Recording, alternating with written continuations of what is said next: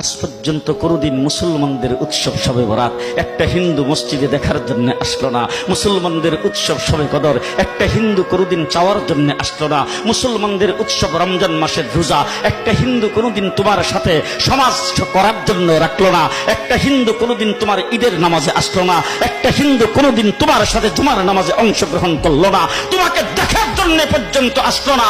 তার কারণ হলো হিন্দুরা মনে করে এটা মুসলমানের উৎসব, আর তুমি মুসলমান হইয়া হিন্দুর দুর্গা পূজায় কিভাবে গেলা?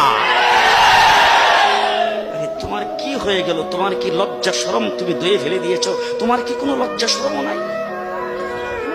লজ্জা শরম নাই? আবার কি সুন্দর বলতেছ, ধর্ম যার যার উৎসব সবাই। হাই হাই হাই, ও মুসলমান যুবকেরা ভালো করে শোনো, ধর্ম যার যার উৎসব সবাই, তাইলে বিয়া যার যার বউ তো সবাই।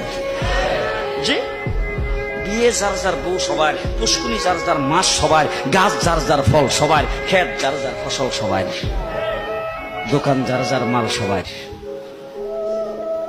এখন ঘুমাইছে কি কথা বলেন না কেন?